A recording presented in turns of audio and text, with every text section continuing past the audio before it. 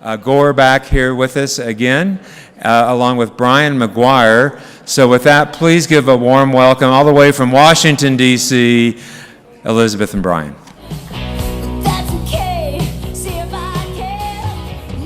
Hello.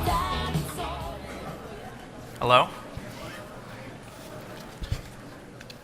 Well, thanks for having us.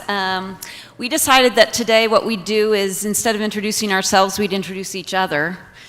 We work together pretty closely all the time, so I'm delighted to be able to be joined today by with my colleague Brian McGuire. Brian is an accomplished Republican strategist and an experienced communication guru. You may have seen him on TV once or twice. He worked for Mitch McConnell, a Republican leader in the United States Senate, for more than 10 years in a number of capacities, including Chief of Staff, and Brian's also worked on a couple of Republican campaigns. You should not let his boyish good looks fool you, though, because he was suspended from high school 3 times, which is all the more interesting because his father was the principal of the high school and therefore was the one who actually suspended him. So I disagree with most everything that Brian says from a political perspective, but I'm delighted that we could do this today. We're good friends and colleagues. So, Brian McGuire. Thank you, Elizabeth. Thanks, everybody, for having us. It's great to be here.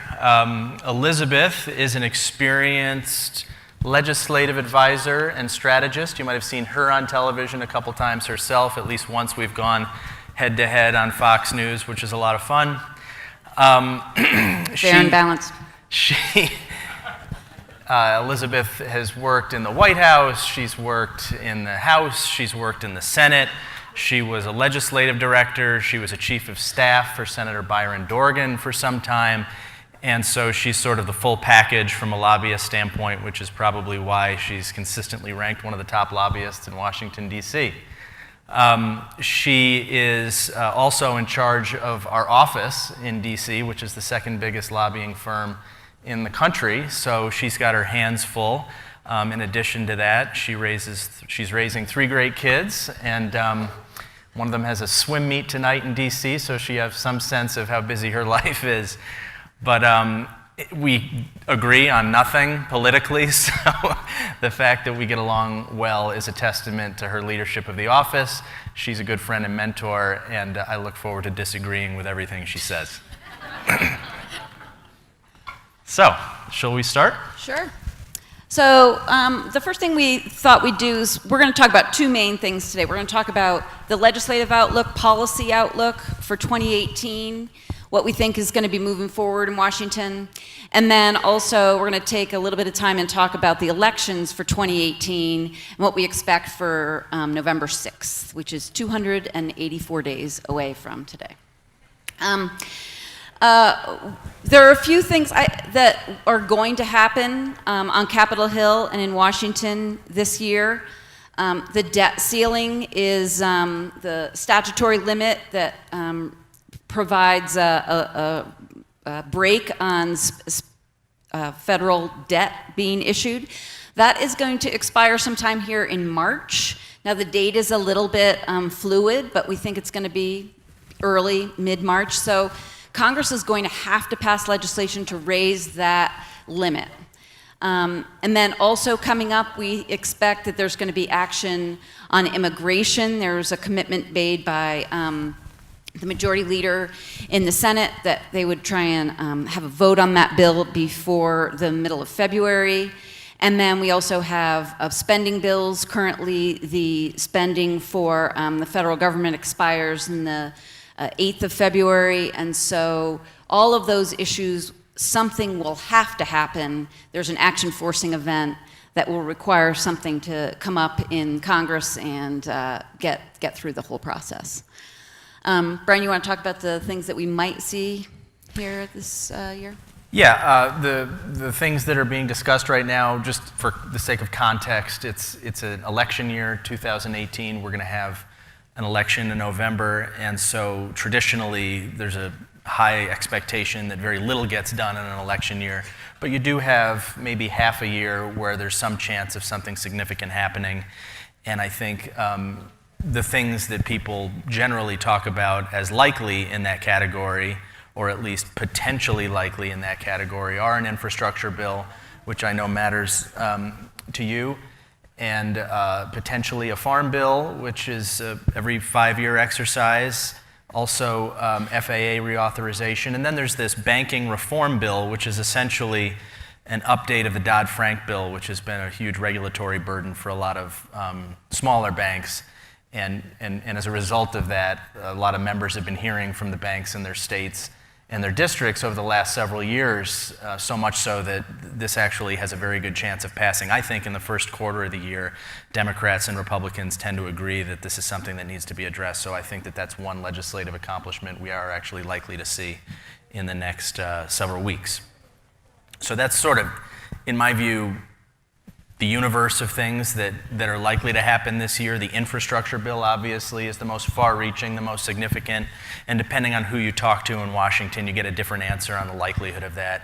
I know that in talking with people at the White House and in the agencies that are involved in this bill, there is still a high level of expectation that it can get done because based on their conversations with Democrats, they think that Democrats do have incentives to participate, to cooperate in that. But obviously, the further you get into the calendar year, the less likely something like that becomes because the two parties sort of retreat to their partisan camps and don't want to be seen doing anything with the other party probably after June or sometime in June. And I would just say on the infrastructure bill, I'm less optimistic than Brian is that anything is going to happen. One of the real problems that we have in that particular area is that there hasn't been a lot of consensus coming out of the administration. The president and the agencies that are involved have been working on a plan for some long while, and they can't agree among themselves what it is that they want to include in that plan, how they would pay for it, and sort of how that would be advanced. And it's hard to lead if you don't know where you're going. It's hard to follow if you don't have a leader. So I think the Republicans are struggling a little bit on that, and I agree with Brian that as you get closer to the elections, Democrats have less and less incentive to cooperate with a highly unpopular president. And so I think that the infrastructure bill is probably not going to happen this year. There may be a few steps down the road, no pun intended, but I don't think that they're actually going to get it done. Let me just talk about two things that I think will continue to happen in the policy realm during this year, and that is ongoing regulatory changes.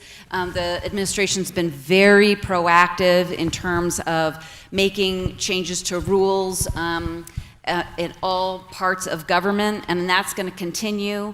And then the other piece is nominations, particularly on the judicial side. I think that we're going to continue to see a big push from the White House and from the administration trying to get people through that process. And so that's going to dominate a lot of the floor time and a lot of the debate and activity on Capitol Hill. Yeah, the only thing I would add to that is that on nominations, the Senate, unlike the House, is a very time-consuming body. It's very hard to get anything done quickly there because the minority party has so much say over how much time is consumed and whether things even come up. So if the majority leader can't identify legislation that's likely to pass, then he is probably going to devote the time that he has available to him to nominations, because these judicial nominations in particular are lifetime appointments, so you get a lot more bang for your buck if you use the floor time for nominations to judicial vacancies.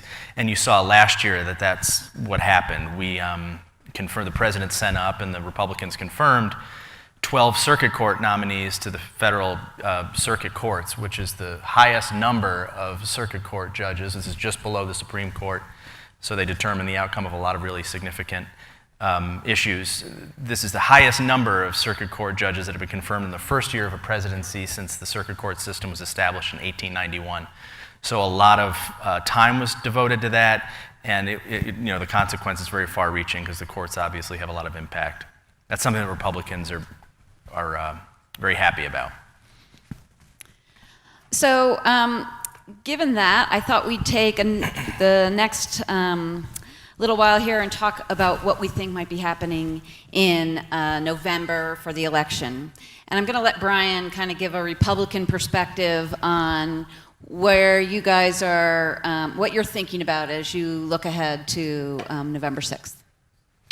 Yeah, so the theme here is balance, and I think there's good balance in Washington right now. Republicans control the White House, they control the House of Representatives, and they control the Senate. So it's very well balanced, and we'd like to keep it that way.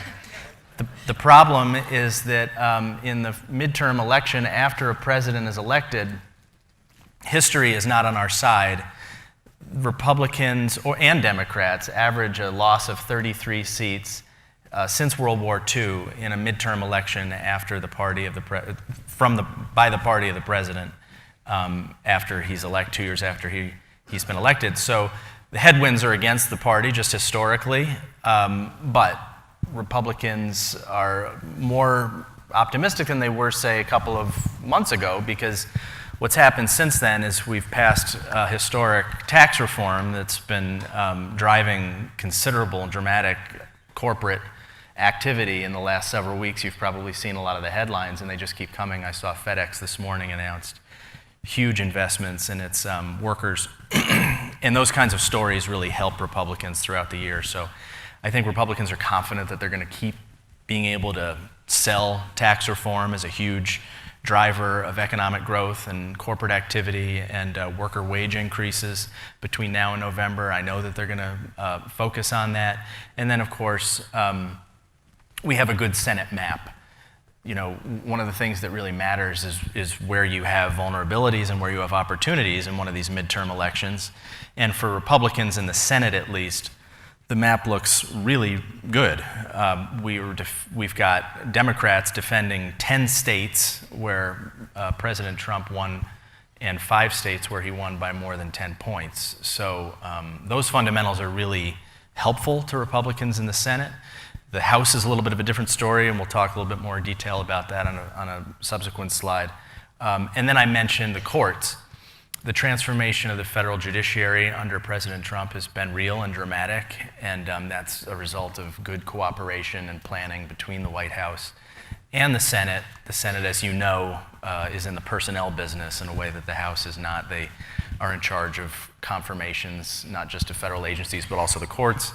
And so they've devoted a lot of time and had a lot of success in confirming a lot of young conservative judges to these federal courts. And I think Republicans feel like when people see the cases that they're deciding and are able to tell a story about those cases between now and November, that voters will be reluctant to replace Republicans with Democrats who would not be confirming those judges. You want to go to the next slide? And that, ladies and gentlemen, was spin. Listen, I think Democrats are feeling like they're really well positioned going into the November elections, and there's a couple of reasons. Brian mentioned the history of the president's party typically losing seats in the first midterm of his administration, and so that's a sort of a historical headwind. And then there's a couple of other problems that Republicans face going into these midterm elections. One is that the generic ballot, which is a ballot where you say 2 unnamed candidates are running for a seat in Congress or for a United States Senate seat, and who do you prefer, just simply based on their party. And right now, Democrats are up in that generic ballot by, the average is about 8 points. So that means that before you get into the personalities, before you get into the individual candidates, Democrats have an advantage there. And that is a very significant number. It's been as high as 12 and 14 points. Some Republicans will say, well, it's narrowing. Well, yeah, because it had nowhere else to go. That is a really big gap, and that's going to be of help to Democrats going into the midterms. And part of this is because they've been able to energize Democrats. They're pushing back against the administration primarily, but the changes in regulation, the changes in some of the policies that this administration has pushed, has energized the Democratic Party, and that gives you a high level of enthusiasm for these midterms, which is important. And it also has helped to recruit very strong candidates. Republicans are having a hard time recruiting good candidates because people are looking at this and they don't want to have to defend the president, or they don't want to have to run in a year that's going to be so favorable to Democrats. So it's a little bit, so it's good. It's a little bit of a reinforcing cycle, and that's all sort of the way that Democrats are looking at this. I would say that there is caution. I would say they're cautiously optimistic as a group, and that's because the economy is strong and the economy is growing, and I think that history will also show you that if you've got a strong economy going into an election, that helps the incumbent party. So that's sort of the crosswind on that. But I think overall, you're going to see Democrats do very well in November. A couple of other things I would just highlight. You have seen a preview of this already.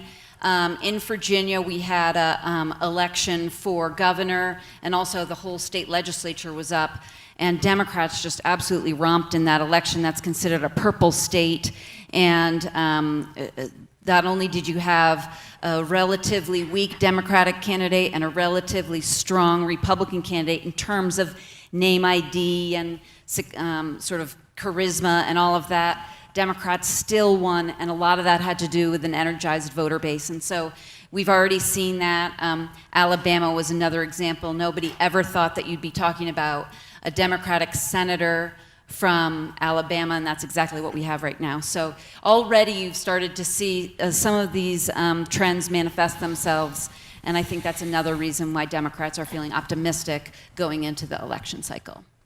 Let's take those one by one. So first of all, are we moving to the next slide? Can we stay here for 1 second? Alabama doesn't count. Roy Moore was a uniquely bad candidate. It should not be used as an example of anything other than an aberration. So I don't accept that Alabama is useful data for this exercise. Virginia, there is, for Republicans, some concerning trends involving suburban voters, but that's not a kind of decisive problem at this point. It's probably more concerning for House members running, but for Senate races, which are big and cover whole states, you can find constituencies across the state that you can get votes from. So I think that that's something Republicans can deal with. But the generic ballot issue, Elizabeth is right that Democrats have a lead in the generic ballot. This question of if you could vote for any Republican or any Democrat right now, which party would you vote for? Democrats are up right now 7.9 points. What's interesting about that number is that if you ask analysts, they'll say that there's a 50% chance Democrats will win the House if the generic ballot is 7 points in Democrats' favor. So right now we're at about that point. But that number has dropped in half since December as a result of the tax bill. And as long as these stories and this activity continues, I see no reason for that number not to continue to get better. So I think whereas Elizabeth's view is that the number couldn't get any worse, I think it's gotten sort of to a plateau and it's only going to get better. And then on the energized voter point, I think that for Democrats, that's a real problem. There's sort of two sides to this. You want your voters to be energized and go to the polls. But I think that Democrats are so reflexively or so kind of deeply kind of loathing of the president that they tend to overdo it and overreach. And we saw that in the shutdown, where the Democrat base voters were just so insistent that the Democrats do something dramatic in response to President Trump that they overshot and then shut down the government and now have far less leverage than they did 2 weeks ago as a result of it. So I think this is kind of a double-edged sword for Democrats.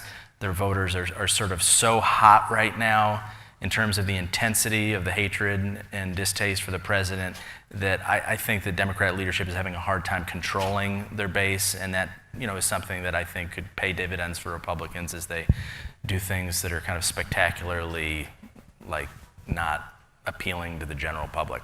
And then history is a good guide. It's an important way to evaluate what both parties' chances are, but it's not always it's not always the case that prior results. Brian, I'm just foretell- reminding you, I was agreeing with you on your point about history. You were the one that said. What did I say? You said. You said that in the midterm election of president, historically, they lose 33 House seats Correct. during that midterm, and I was just agreeing with you. I was just agreeing with you. That's still true. They lose 33 seats. But what I was going to say is that favorability is not always decisive, and 2016 is a good example of that. President Trump had a 61% unfavorable rating, which is dramatically higher than anybody who's won or lost in modern history. But he still won because the Democrats had a uniquely bad candidate in Hillary Clinton running against him. So anyway, next slide. Yeah, just one final point on this. I would just say you always want energized voters. You always want energized voters because those are the people who go to the polls. So maybe Brian sees a downside for Democrats that their people are energized, but I think that's because he's a Republican. Okay. You want to talk about, this is your slide. You want Sure. to talk about this one? Okay. Yeah, so this looks like Hollywood Squares, but it's kind of an interesting map. The red boxes on the top are Republicans who, in the House of Representatives, whose seats are in districts that Hillary Clinton won in 2016. So what you're going to see here is a high concentration of these suburban, affluent districts where Trump was not very popular. And those are the ones that are most vulnerable right now. The ones that are shaded a little bit lighter are members who have already retired. Clearly, part of the reason is because they see that that's going to be a tough race to win, and maybe they're not. They don't want to stick around for it. But that's a good number of people who are very vulnerable on the Republican side.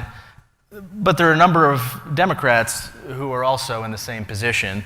We've got 12 Democrats here who are in districts that Trump won in 2016, and so they're vulnerable as well. This is, again, the average loss is 33 seats since World War II, and you've got 23 Republicans in these districts that are considered very vulnerable. Those are the ones that Paul Ryan and his team are focused on right now. And then there are some that aren't even up here that are also vulnerable. I saw a story yesterday on another Republican congressman in New Jersey who's facing a tough reelect because he's trying to figure out how to position himself in a kind of difficult era for suburban affluent Republicans. But anyway, this kind of, to me, is the best illustration of where the action is in the House of Representatives. And again, it's a very challenging environment for Republicans who are hoping that the impact of the tax bill and the prospect of Nancy Pelosi being Speaker of the House again is going to be a good reason for people to keep these Republicans in the seats that they're in right now. I would make a couple of comments. First of all, when you look at those red squares, just since we made this slide, there's 2 more of those red squares that go to pink, people who have decided they're not going to run in those seats.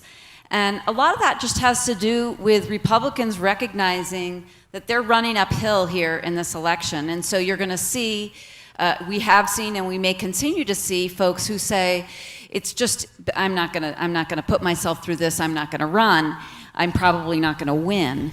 And one of the reasons that that's so important is that it's much easier for the Democratic Party to win seats in open seats than trying to actually defeat an incumbent. So this is actually a good news slide for Democrats. I think that it also a little bit understates how many competitive seats there really are.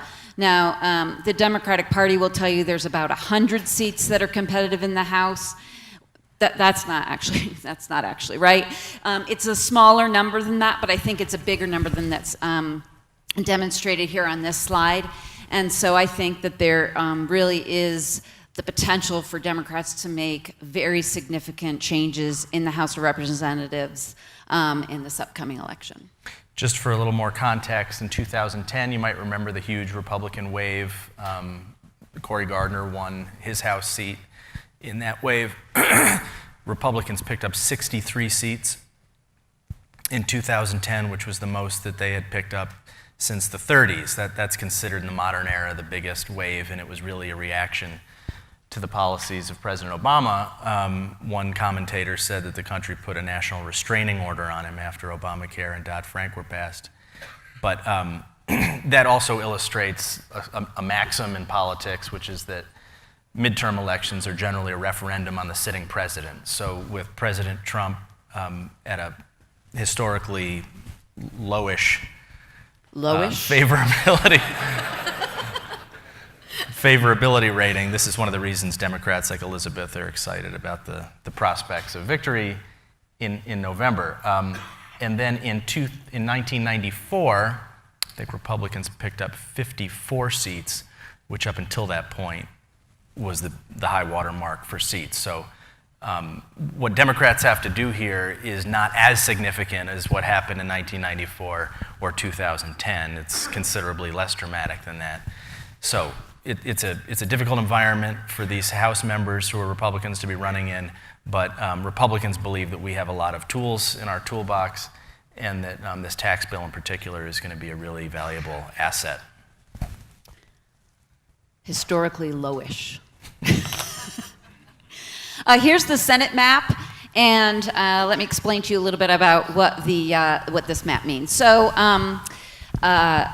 Brian talked about the fact that Democrats are defending a lot more seats than Republicans, and they're defending them in seats where Donald Trump won. So when you look at that, all those red states, all those states that are filled in red, those are states that Democrats are up for re-election for the U.S. Senate, and they're states that President Trump won. So those are going to be, again, to the previous slide, kind of where the action is. There's one Republican senator who's defending a state that Hillary Clinton won. That's Nevada. So there's not. It's clear that in terms of the map, Democrats are on the defensive here. And also, I would say that Brian mentioned some of these states Trump won by a lot. So in North Dakota, Donald Trump won by 36 points. And I believe that in Montana, it was over 30 points as well. So there's a couple of states here that have big pro-Trump vote history just in the last couple of years. That having been said, a couple things I would also point out. Referencing back to what I mentioned earlier, Republicans are having a hard time recruiting strong candidates, and they're having a hard time getting people to run in some of these states that you would think this would be a good opportunity to pick up some seats in the Senate, but so far they've been swimming upstream a little bit.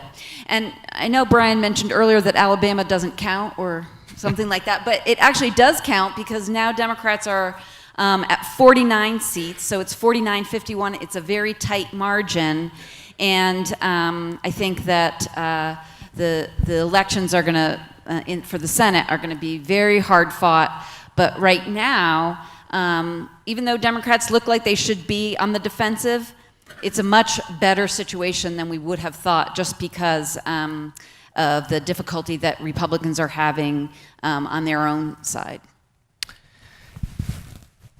This map is interesting for a number of reasons. One of which is that it shows, as Elizabeth said, that Democrats are on defense. Another is that it really illustrates a fact that is not frequently noted, but if Republicans won in all the states where they should win Senate seats, Republicans would always have a majority in the Senate. Because since every state has two senators, if every state that's really a red state had the two Republican senators, we would pretty much have a lock on the Senate. But because of the dynamics of politics and things like Alabama or primaries where candidates who should not be getting into primaries get in, there's always some reason that we don't win in the states that we should be winning in. But when Republicans look at this map, they see a number of states where we should win. And I'll tick off 5 of them. In particular, West Virginia, there should not be a Democrat senator in West Virginia. Trump won that state by 42 points, so even more than North Dakota. I think that Joe Manchin is the most vulnerable Democrat. In Washington, Democrats like to think that he's got this aura and he's sort of like got this, like, oh, everybody likes Joe Manchin, so he's always going to win. But I think the fact of the matter is he's very vulnerable. And once we get our primary worked out there, I think we're going to win that seat. Montana, Tester is a pretty good politician and has convinced people that he's less liberal than he is. But Trump won that state by north of 20 points. And Who's your candidate in Montana? Or that's right, you don't have one. It's hard to beat someone without a candidate. yeah, no, it's true. And without a good candidate in particular. We do have a candidate in Missouri, Josh Hawley, who got more votes in 2016 than Trump did on the general election ballot. So we feel very good about him. We think we're going to pick up that seat in Missouri. I think if Rick Scott decides to get in Florida, that's not a state that should be always Republican. That's a genuine swing state. But if Rick Scott gets in there, I think that's one that we could pick up.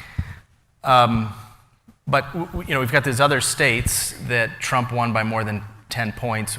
We haven't gotten candidates in all of them. We've got candidates in one of them. But I would just remind Elizabeth that Cory Gardner got in March in 2014 and pulled off that race in a pretty purple state. So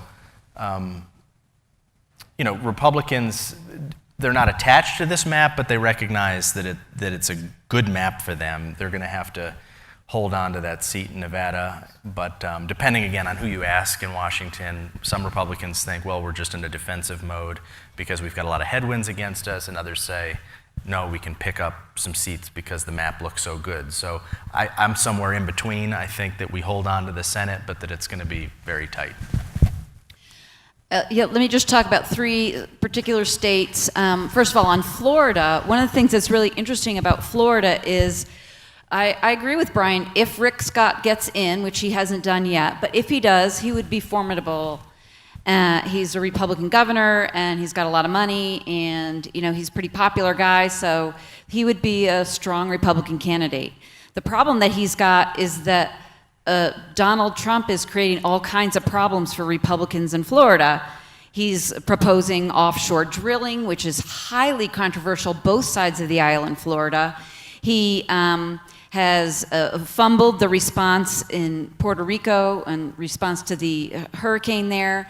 You have a very significant Puerto Rican population in Florida, and you've had a big migration from the island of Puerto Rico to Florida, so that could have an impact. And then thirdly, you have a very significant Haitian population in Florida. The president has also succeeded in pissing them off. So I think that is a dynamic where you really see the impact of the president. Two other states that I would highlight that we really haven't talked too much about: Nevada. Again, that's a state that's trending blue. You have a Republican Senator, Dean Heller, who's trying to defend that state, and he's struggling a little bit. He's going to have an ugly primary, and we've got a strong candidate on the Democratic side, so I think most people would acknowledge that that is a toss-up state, that is a good opportunity for Democrats to actually add to their roles in Washington. And then the other one is Arizona. Jeff Flake is a Republican from Arizona, and he famously has declined to run for re-election so that he can be unleashed and say what a lot of people on the Republican side think but don't want to say about Donald Trump, and is very, very articulate and vocal about his opposition to a lot of the administration's policies and the president's rhetoric in particular.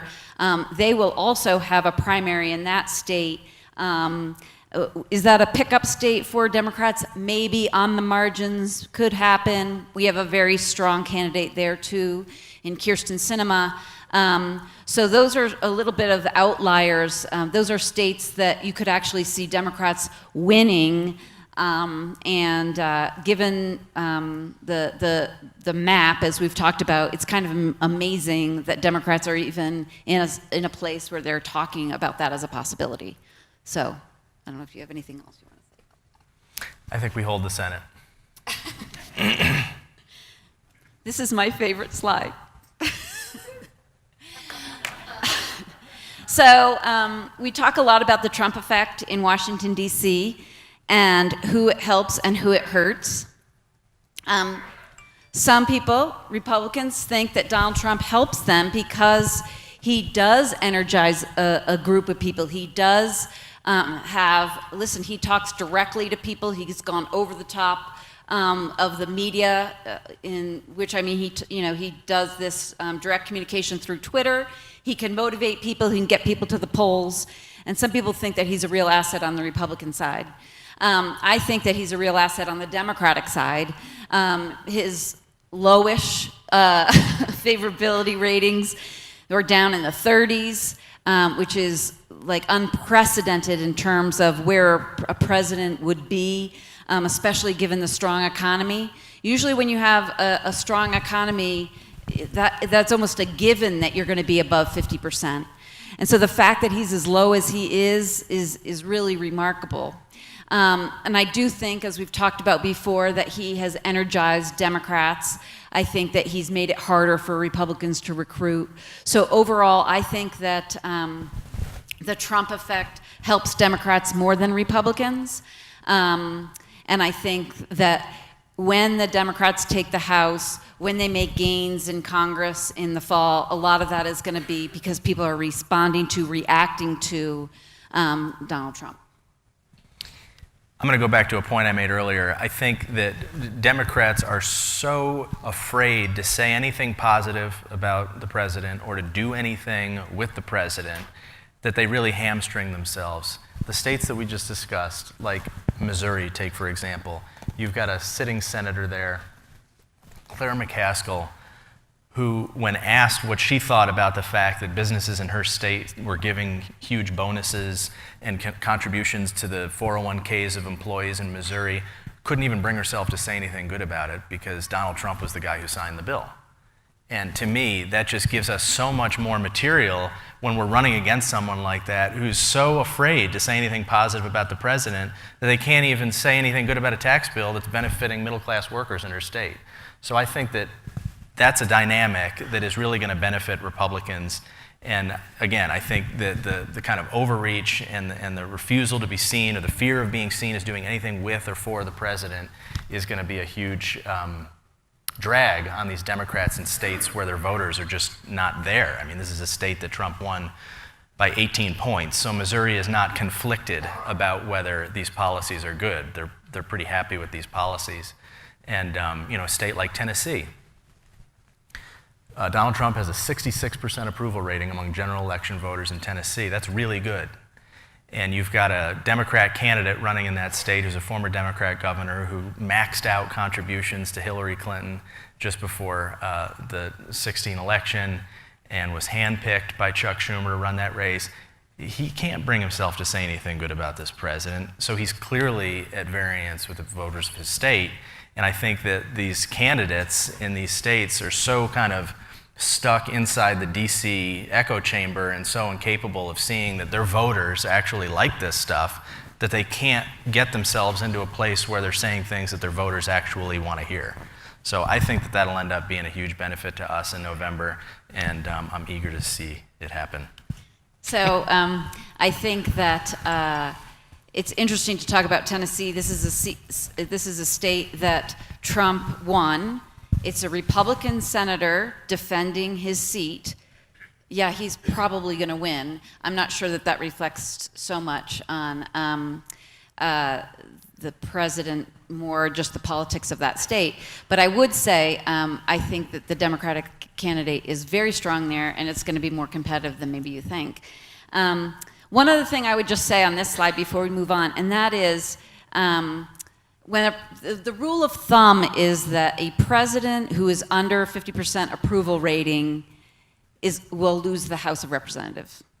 So if you are a president, you control the House, you're under 50%, you're probably going to lose the House. That's been the history. That's been kind of the rule of thumb for analysts. And clearly the president's under 50%.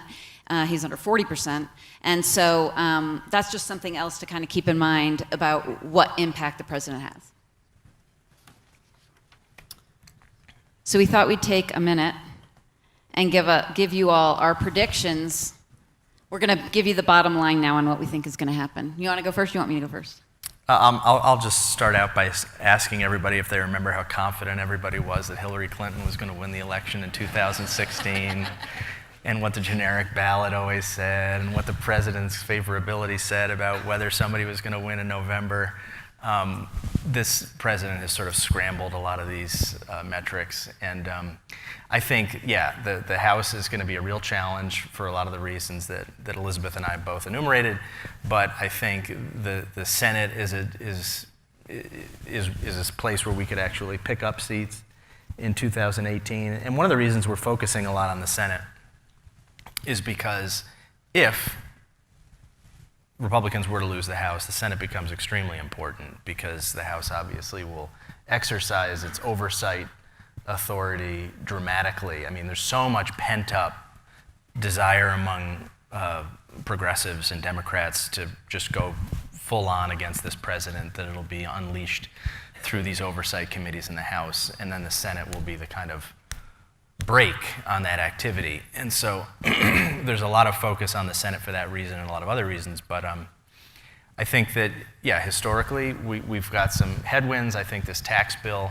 is going to keep on providing ammunition for Republicans heading into 2018, and I think we'll weather this, and in the process, accomplish a lot of really good, significant, important Republican achievements for the country. So I think Democrats are going to take the House, but I think they're going to win it with a very, very small margin, probably 10 seats or less. And what that means is that Nancy Pelosi is not going to be the speaker when the Democrats take the House back.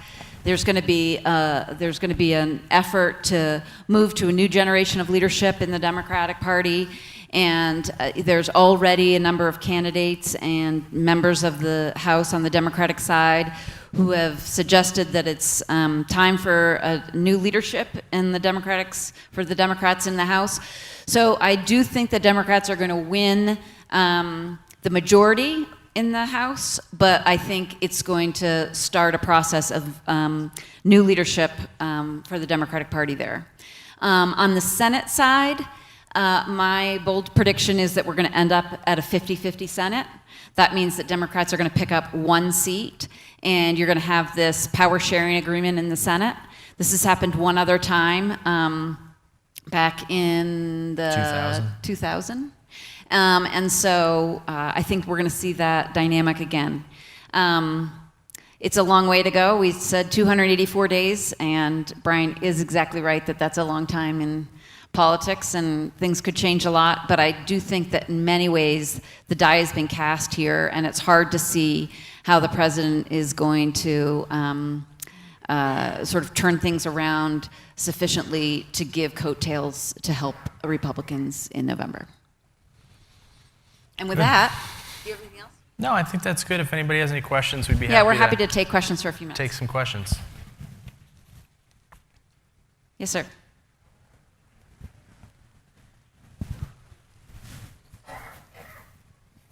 Thank you. Thank you, and good morning. Listening to Elizabeth's description and the historical aspects of it, and my perception of a lot of this is going to be the Democrats' election to lose, much like Hillary. It was her election to lose. Exactly. Because she was supposed to win.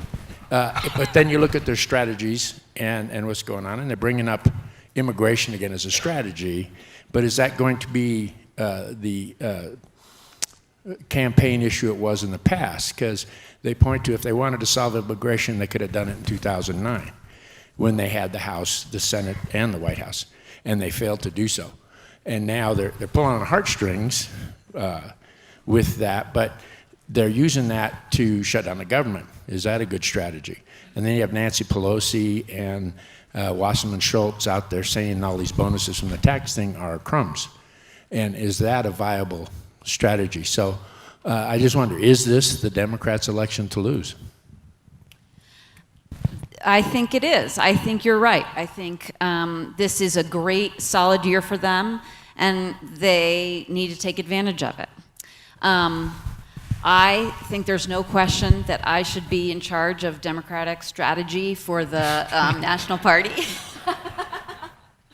And if I were, I'm not sure that things would have played out quite the way that they did here over the last week. Listen, I think that the immigration issue has to be solved. I think the way that the administration, the way the president has proceeded is, first of all, not very popular, but more importantly, not very smart.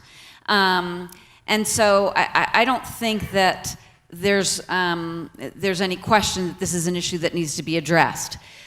Frankly, there is a fairly good bipartisan compromise that has been developed, particularly on the Senate side. And in fact, that a compromise was raised to the president a week ago, and he said no. I mean, part of the challenge that they have from the Hill, and this is for both sides of the aisle, is that the president has said, you know what, you guys work it out and bring it to me and I'll sign it. And then when they work it out and they bring it to him, he says he doesn't like it. And so it's very difficult to try and navigate that because you don't know what the position is and you don't know sort of where you're headed. So I think on immigration, there's a way to get there. Whether they're actually going to be able to move down that path, I don't know. Listen, I think that there's no question that Democrats need to have a strong economic message going forward. And I think that was the Achilles heel in 2016, was that we were too focused on how terrible Donald Trump was instead of having a more proactive, positive message about the economy. And so I think that certainly should be a part of any platform for the Democratic Party, in large part because they actually are advancing policies that create jobs and that create strength in the middle class, and they should take advantage of it. Whether we're going to be able to actualize that, I don't know. But as I said, I think the fundamentals are in place for Democrats to do very well. Yeah, look, I think this is a perfect example of the kind of overreach that Democrats are so kind of poised for right now. It's very easy. Republicans, from the president to Paul Ryan to the Majority Leader McConnell, have all said they want to resolve this problem, but Democrats don't want to take yes for an answer.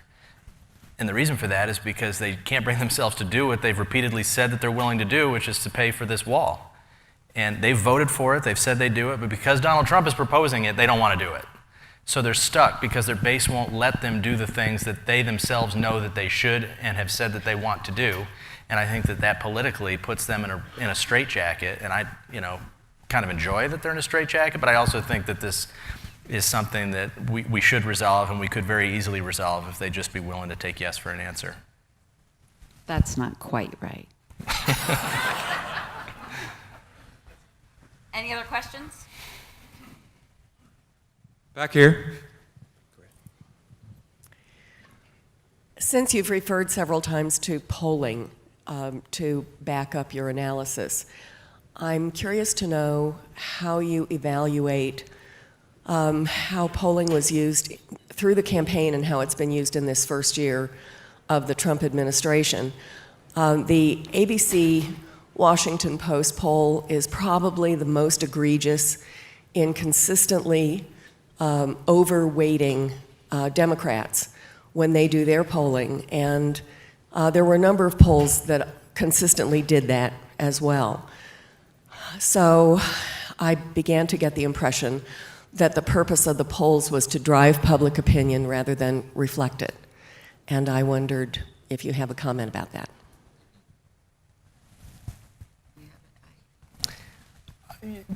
Polls are unreliable, but they're helpful, especially when you aggregate them. You can see trends, and I think that given the number of groups out there that are doing it, it kind of creates some,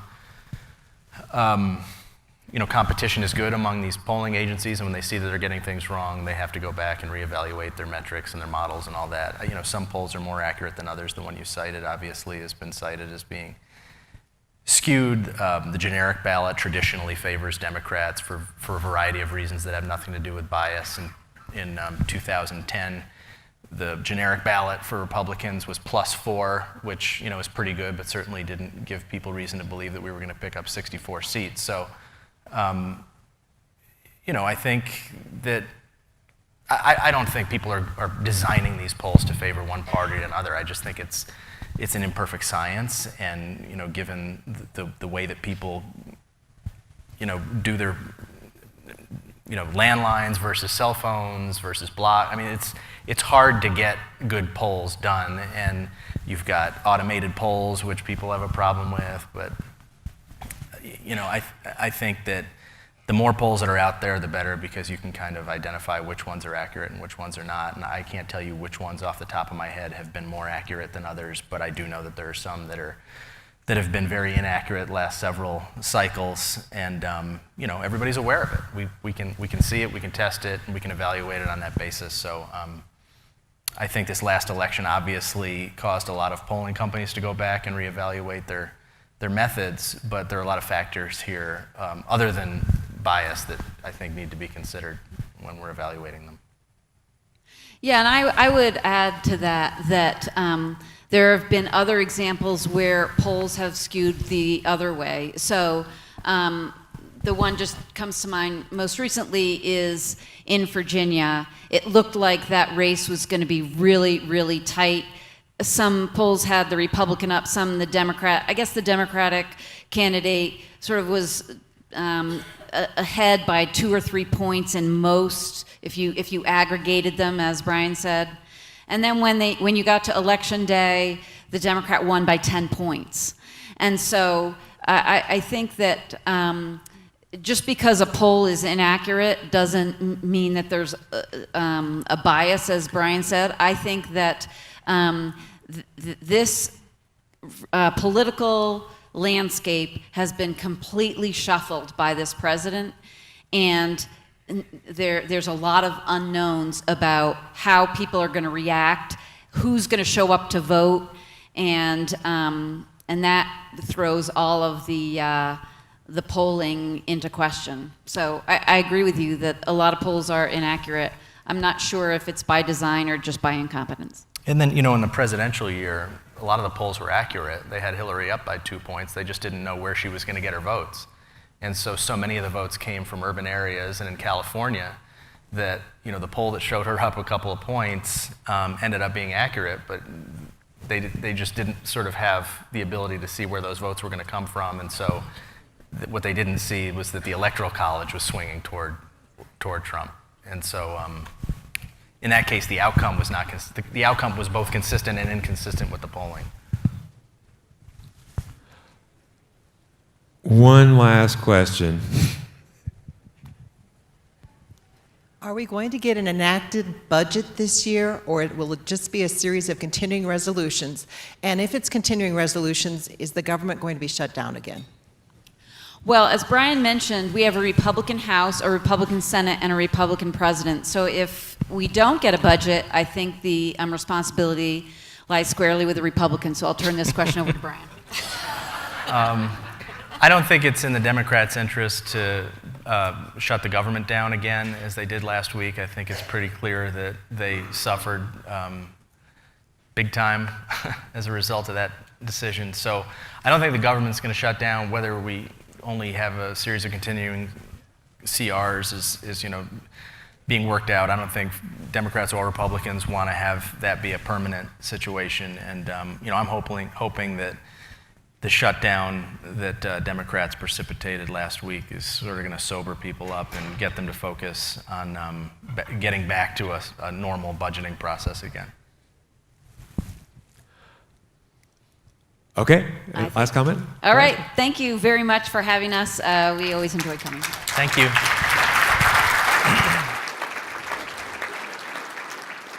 Thank you very much, Elizabeth and Brian.